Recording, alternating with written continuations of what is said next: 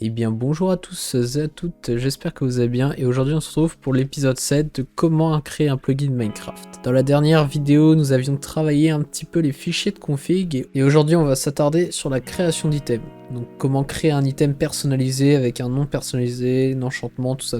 Étant donné que le plugin était devenu un beau bazar, je me suis permis de le recommencer parce que là ça ne se ressemblait plus à rien. Donc on va créer une nouvelle commande qu'on va appeler par exemple item, tout simplement, commande slash item, description, commande d'item, ici get commande, item,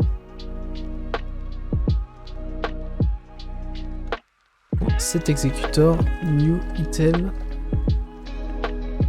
commande. Voilà, on va créer une nouvelle classe, .cd, comme ça, très bien, et on implémente la méthode. Voilà, on renomme sender commande msg ainsi que arc. Voilà. Donc, je vais vérifier que si la commande s'appelle bien item et que le nombre d'arguments est égal à 0. On va d'abord créer un item. Pour créer un item sur Minecraft, on va commencer par faire une variable item stack. Item stack, par exemple, nous on va travailler avec une épée en diamant, mais ça peut être n'importe quel item, hein, on est bien d'accord.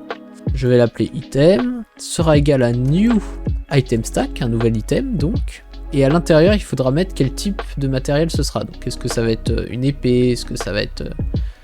je sais pas, un bloc, et si oui, il faut préciser quoi. Pour ça, vous mettez matériel avec un M majuscule, matériel, et là, point, et vous avez tout type de matériel. Donc nous, on va utiliser l'épée en diamant, Diamond Sword. Donc voilà, on a notre item. Donc maintenant, notre item, on va le personnaliser, on va lui donner par exemple un nom, une description, un enchantement par exemple, on peut faire plein de choses. Donc pour ça, on va lui créer une méta, on appelle ça. Donc item méta est égal à item.getItemMeta. On récupère la méta de l'item. Une fois que j'ai la méta, et ben maintenant je peux agir dessus. Donc par exemple, mon épée, je veux l'appeler, je sais pas, Jean-Luc. On va l'appeler setDisplayName avec la couleur rouge. Jean-Luc. Voilà. Grande classe comme épée. Par exemple, je vais mettre une description à mon épée. Et ben pour ça, on va faire un set lore. Et là, pour qu'il y ait des espaces entre chaque ligne qu'on descend, on va faire un arrays.asList qui permet de faire comme si c'était une liste en fait de strings qu'on était en train de faire. Et là, on va faire par exemple, c'est mon épée. C'est mon épée, et maintenant je veux que la prochaine phrase revienne à la ligne, et bah pour ça on va mettre une virgule, et on va mettre, elle est à moi, virgule, et à personne d'autre. Comme ça vous vous rendrez compte. Voilà, on peut également lui donner un enchantement. Enchantement point, je sais pas, je vais le mettre... alors pour sharpness en Java, on va utiliser le damage, donc damage all, donc tout type de dommage, donc c'est tranchant. Ensuite, on met virgule la taille de l'enchantement, donc est-ce qu'on veut une tranchant 1, tranchant 2, tranchant 3. Ça commence à 0, le 0 est égal à tranchant 1, donc nous on veut une tranchant 3 par exemple, on va mettre 2. Voilà, virgule, et là on met trou, parce qu'on veut activer l'enchantement. Donc maintenant qu'on a ça, on a créé notre item personnalisé, je pense qu'on est déjà pas mal. On va juste lui donner la méta, parce qu'en fait l'item, pour lui, il n'a pas encore la méta qu'on vient de créer. Donc il faut lui attribuer cette méta. Pour cela, vous faites un item.setItemMeta, méta. Voilà. Ensuite, on va donner l'item au joueur, bien évidemment. Player.getInventory, on récupère son inventaire. Et là, on peut faire deux choses. On peut add item, pour lui donner directement l'item, et ça va faire de gauche à droite. Ça va lui donner l'item au fur et à mesure, ou alors on peut le mettre à un slot précis. Moi je vais lui donner un slot précis, par exemple le premier slot ça commence de 0, Bah, les slots, ça va de 0 à 8 pour la barre principale du joueur. Donc, je vais lui donner au milieu. Donc, par exemple, 4. Le slot 4, ce sera au milieu de sa barre d'inventaire. Virgule, et là, on lui donne l'item en question, qui est item, qu'on a appelé juste ici. Une fois que le serveur Minecraft est lancé, hop, vous pouvez aller sur votre serveur. Hop, et là, nous, on a créé la commande /item. Comme vous voyez, l'épée enchantée a le nom de Jean-Luc. Elle est bien tranche en deux. Et en dessous, il y a bien le lore qu'on lui a mis. C'est mon épée.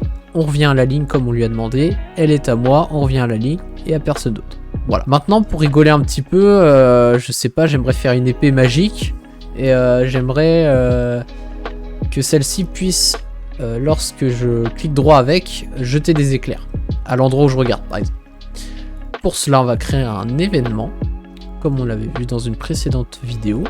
Donc get server, get plugin managers pour register event, new événement par exemple, virgule vis, le plugin qui nous demande create class .event. Voilà. Donc une fois que votre classe est créée, vous faites un event handler public void. Et là, on va créer l'événement de l'interaction, quand le joueur va interagir. Donc, onInteract, par exemple. Vous pouvez l'appeler comme vous voulez. Player interact event, ça vous êtes obligé de le mettre. Event, comme vous voulez, vous l'appelez. Pareil. On va créer ensuite le joueur. On va avoir besoin de notre joueur. Est égal à event.getPlayer. On va avoir besoin de notre item avec lequel on clique. Égale event.getItem, ainsi que du bloc sur lequel on clique. Hop, bloc égale event.getClickedBlock. Voilà. Donc le bloc qu'on a cliqué, ainsi que de l'action. Donc est-ce qu'on veut faire un clic droit ou un clic gauche? Est-ce que ce sera un clic droit dans les airs, un clic droit sur un bloc? Donc nous, ce qu'on veut, c'est quand on fait un clic droit sur un bloc avec l'épée, et ben là ça va activer un éclair. Action égale event.getAction, on récupère l'action. Donc if action égale action.rightClickBlock, comme on lui a demandé. Ensuite on va récupérer le nom de l'item. If item.getItemMeta getDisplayName.equalInYourCase. Donc si notre item s'appelle Jean-Luc, si notre type d'item c'est une épée en diamant bien sûr, .getType égale material.diamondsword. Voilà, on vérifie bien. Dans ce cas là, on va lancer un éclair à la location du bloc. Pour cela, vous allez faire un bucket.getWorld block.getWorld.getName, on récupère le nom du monde, .strikeLightning, donc lightning en anglais qui veut dire éclair, à la location block.getLocation. Voilà.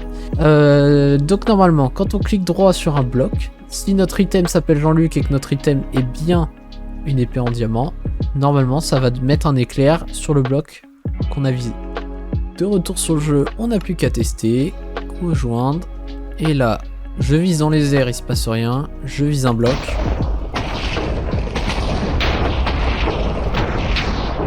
Et voilà. Comme vous voyez, ça fonctionne. Vous pouvez également faire ça avec un clic gauche, vous remplacez right click block par left click block, ou alors juste left click R si vous voulez que ça marche aussi dans les airs. Vous avez plein de possibilités. Donc c'est déjà la fin de cette vidéo, j'espère qu'elle vous aura plu. N'hésitez pas dans les commentaires à me dire quel type de vidéo vous aimeriez avoir, sur quel thème. Et puis moi je vous dis à la prochaine, salut tout le monde!